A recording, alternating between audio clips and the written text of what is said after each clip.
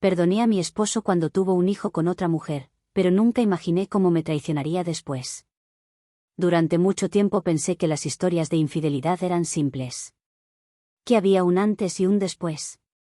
Que el dolor tenía una forma clara, un momento exacto en el que todo se rompía y ya no había marcha atrás. Nunca imaginé que lo más devastador no sería el engaño en sí, sino lo que ocurre cuando decides quedarte, y aún así vuelven a traicionarte. Llevo más de 20 años casada con el mismo hombre. Construimos una vida estable, predecible, incluso cómoda. Tenemos un hijo adolescente, una rutina que parecía sólida, una historia compartida que, durante mucho tiempo, creí indestructible. No éramos una pareja perfecta, pero éramos una pareja real. De esas que discuten, que se cansan, que se reconcilian y que siguen adelante porque creen que lo que tienen vale la pena. Yo siempre me consideré una mujer conservadora en el sentido más clásico de la palabra. Crecí creyendo en la familia, en el compromiso, en el trabajo silencioso que implica sostener un matrimonio largo. Nunca fui ingenua, pero sí creía que, con esfuerzo y honestidad, casi todo podía repararse. También soy una mujer independiente. Tengo un buen trabajo, estabilidad económica y una vida que no depende emocional ni financieramente de nadie. Precisamente por eso, cuando todo se derrumbó la primera vez, mi decisión de quedarme no fue por miedo. Fue por convicción. La primera traición ocurrió cuando nuestro hijo aún era pequeño. Mi esposo tuvo una relación con otra mujer y, de esa relación, nació un niño. No lo ocultó indefinidamente. La verdad salió a la luz y fue brutal. No hay palabras elegantes para describir el momento en que descubres que el hombre con el que compartes tu vida ha construido otra familia en paralelo, aunque sea parcial. Recuerdo sentir que el suelo desaparecía bajo mis pies. Recuerdo la humillación, la rabia, el duelo anticipado de una vida que creí perdida. Durante meses viví en un estado de shock funcional. Seguía yendo a trabajar, cuidando a nuestro hijo, respondiendo correos, sonriendo cuando hacía falta, pero por dentro, todo estaba roto. Pude haberme ido. Tenía los medios, el apoyo, la fuerza suficiente para hacerlo. Nadie me habría juzgado por marcharme. Nadie me habría pedido explicaciones. Y, sin embargo, decidí quedarme. No fue una decisión romántica. Fue una decisión consciente, dura y profundamente pensada. Mi esposo asumió su responsabilidad. Aceptó ir a terapia. Se comprometió a ser honesto. Yo también fui a terapia. Lloré lo que tenía que llorar. Me enojé lo que tenía que enojarme. Y, poco a poco, empezamos a reconstruir algo nuevo sobre las ruinas de lo que había sido nuestro matrimonio. El niño nació. La otra mujer siguió en nuestras vidas de una forma inevitable.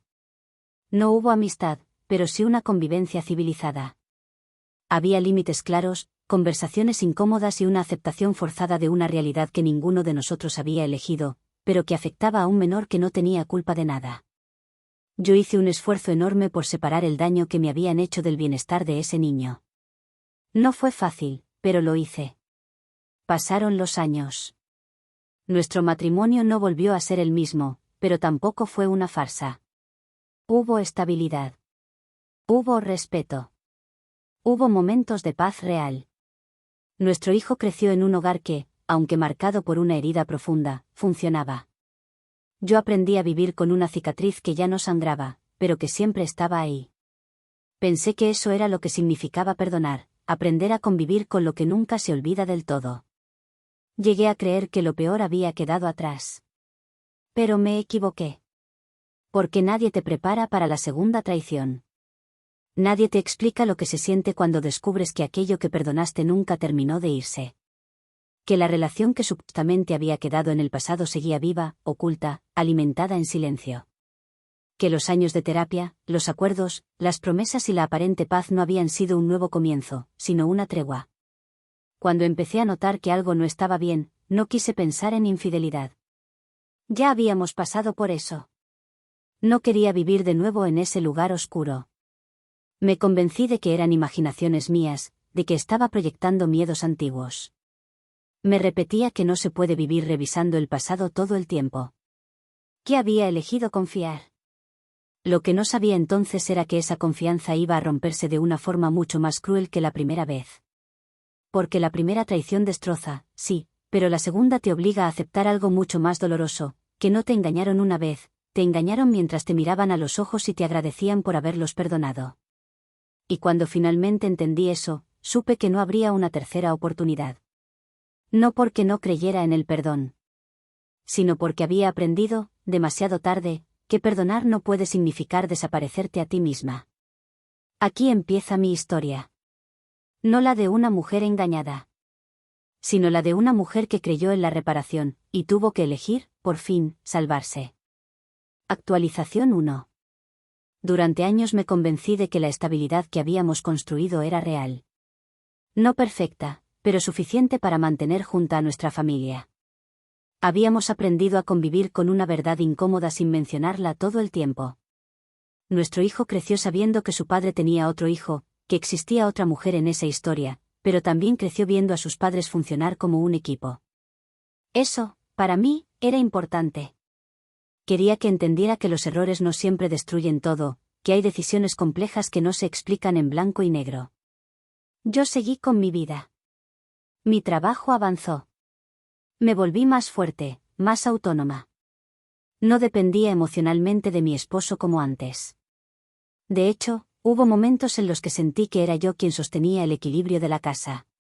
Y durante mucho tiempo pensé que eso era normal, que así evolucionan los matrimonios largos, uno aprende a cargar más, el otro a agradecer en silencio. La relación con la otra mujer nunca fue cercana, pero tampoco hostil. Había mensajes necesarios, coordinaciones por el niño, encuentros puntuales donde el respeto era casi quirúrgico. Nunca nos abrazamos. Nunca compartimos confidencias. Pero tampoco hubo gritos ni escenas. Yo creía, ingenuamente, que esa distancia era sana. Que cada una ocupaba su lugar y que el pasado, aunque incómodo, estaba bajo control. Mi esposo parecía comprometido con esa versión de la realidad. Cumplía con sus responsabilidades. Estaba presente. No había señales evidentes de engaño. Y quizás por eso, cuando empecé a sentir que algo no encajaba, lo descarté rápidamente. Al principio fue una sensación vaga. Una incomodidad difícil de nombrar. Algo en su forma de ausentarse mentalmente, de responder con monosílabos cuando yo hablaba de planes futuros. No eran discusiones, ni cambios drásticos. Eran detalles. Pequeños silencios. Una distancia emocional que no lograba explicar. Me dije que era cansancio. Que los años pasan factura. Que la rutina desgasta. Me repetí que no podía vivir buscando fantasmas, que ya habíamos atravesado lo peor y que no tenía derecho a dudar eternamente. Me obligué a confiar, incluso cuando mi intuición empezaba a hablar en voz baja. Hubo un día en particular que recuerdo con claridad. Estábamos sentados en la sala, cada uno con su teléfono. Yo le hablaba de algo trivial, una anécdota del trabajo, y él asentía sin mirarme. En un momento, sonrió. No era una sonrisa amplia, pero era genuina. No tenía que ver conmigo. Lo supe de inmediato. No dije nada. Solo observé. Esa noche no dormí bien. No por celos. Por una sensación conocida que creí haber enterrado años atrás. Esa alarma interna que no grita, pero insiste. Los días siguientes empecé a notar más cosas. Mensajes que borraba. El teléfono siempre boca abajo. Excusas innecesarias para justificar retrasos mínimos. Nada concreto. Nada que pudiera señalar sin parecer paranoica. Y, aún así, todo junto empezaba a formar un patrón inquietante. Lo más doloroso no fue la sospecha en sí, sino darme cuenta de que estaba repitiendo el mismo proceso que había vivido años antes, cuestionarme a mí misma antes que a la realidad. Volver a minimizar lo que sentía para no incomodar. Para no romper una paz que había costado demasiado construir. Me pregunté si ese era el precio de haber perdonado. Sí, al hacerlo, había aceptado implícitamente vivir en un estado permanente de alerta silenciosa. Si el perdón, en nuestro caso, no había sido una reparación, sino una suspensión del dolor. No confronté de inmediato. No quería volver a ese lugar sin pruebas, sin claridad.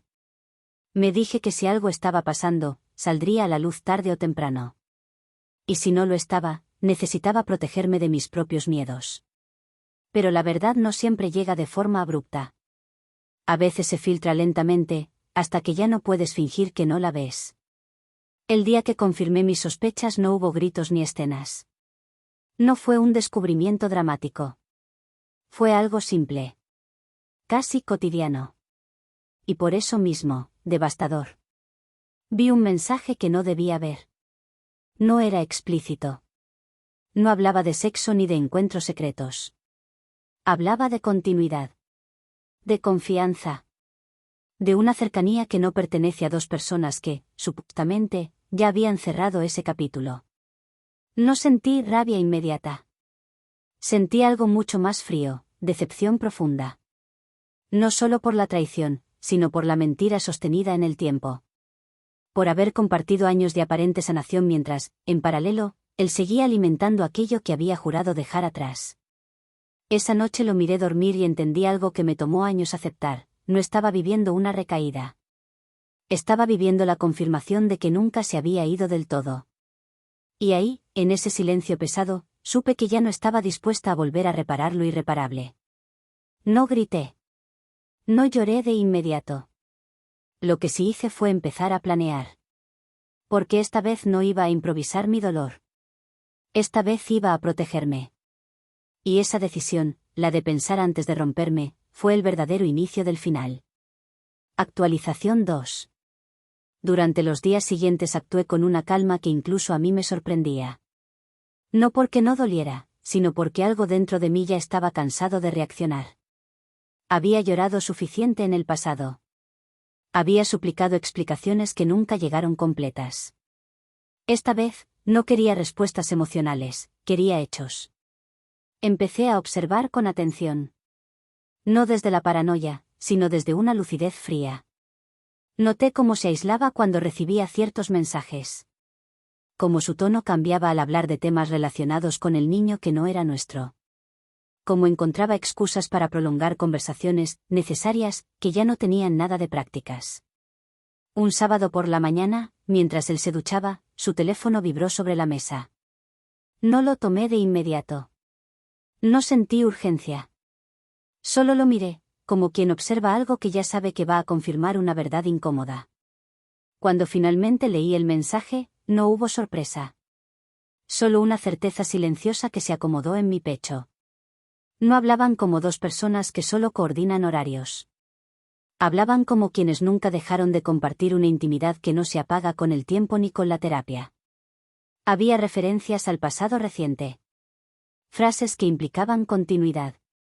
Una familiaridad e intimidad que no se sostiene solo por responsabilidad parental.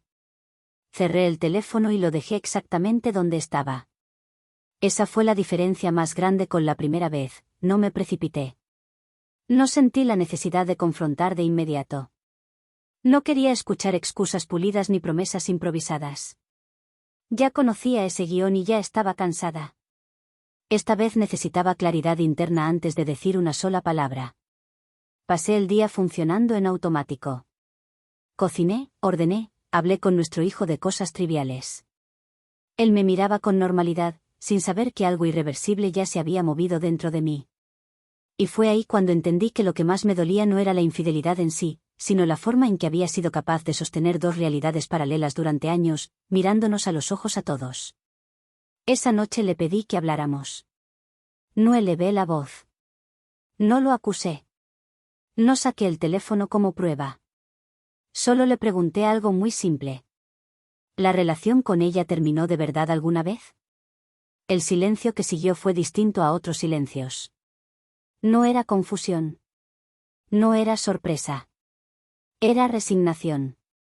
No negó. No intentó minimizar. No se defendió con demasiadas palabras. Dijo que nunca volvió a ser, como antes, que era algo distinto, que no sabía cómo ponerle nombre. Dijo que no quería perder a nadie. Que había intentado mantener todo en equilibrio. Que no pensó que me lastimaría de esa forma porque ya habíamos superado lo peor. Ahí entendí algo con una claridad brutal: él había confundido mi fortaleza con disponibilidad infinita. Mi capacidad de perdonar con la obligación de tolerar. No lloré frente a él. No esa noche. Me limité a escucharlo hasta que terminó de justificarse. Cuando finalmente se quedó en silencio, le dije algo que llevaba días formándose dentro de mí. No te voy a dar otra oportunidad. No fue una amenaza. No fue un impulso. Fue una declaración tranquila, definitiva. Intentó negociar. Habló de terapia otra vez. De lo bien que habíamos estado. De nuestro hijo. De los años compartidos. De lo mucho que yo significaba para él. Escuché todo sin interrumpir. No porque me convenciera, sino porque necesitaba confirmar algo, que, incluso en ese momento, seguía hablando desde el miedo a perder, no desde la responsabilidad por haber roto. Esa noche dormimos en habitaciones separadas. No por rabia, sino por coherencia. Yo ya no estaba en el mismo lugar emocional. Los días siguientes fueron extrañamente ordenados. Empecé a hacer llamadas. Consulté con abogados. Revisé cuentas. Documenté conversaciones. No por venganza inmediata, sino por dignidad tardía.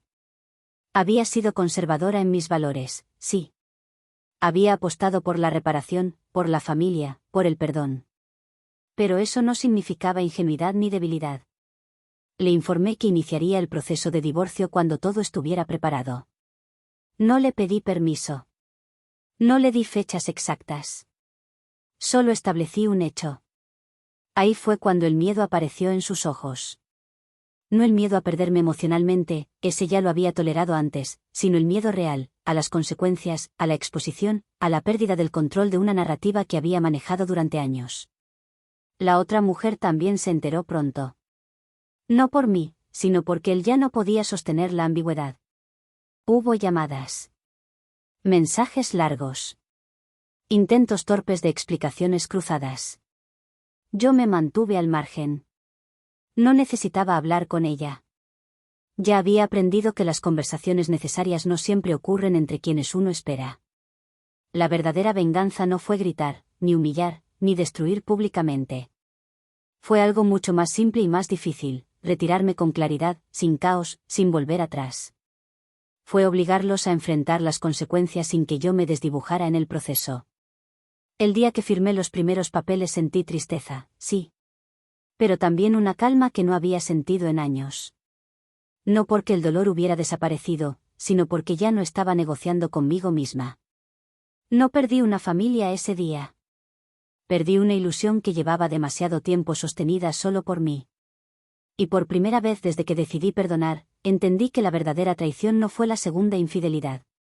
Fue haberme pedido, una vez más, que aceptara menos de lo que merecía. Y esta vez, no lo hice. Actualización 3. Nunca le llamé venganza cuando la estaba construyendo. Para mí era orden. Era justicia tardía. Era recuperar el control de una vida que había estado demasiado tiempo negociada a medias. Mientras él seguía atrapado en conversaciones circulares, intentando explicarse, justificarse, pedir tiempo, yo avancé en silencio. Organicé mis finanzas con la misma disciplina con la que había sostenido la casa durante años. Separé cuentas, revisé inversiones, hablé con mi contador. No improvisé nada. No quería sorpresas ni errores emocionales disfrazados de decisiones impulsivas. Mi independencia no era nueva. Siempre había trabajado. Siempre había tenido mi propio dinero. Pero durante años lo había puesto al servicio de una idea mayor, la familia, la estabilidad, el nosotros. Esta vez, todo volvió a su lugar natural, yo. Cuando le comuniqué las condiciones del divorcio, ya no estaba pidiendo nada. Estaba informando. Custodia compartida con acuerdos claros. División de bienes justa, sin concesiones románticas.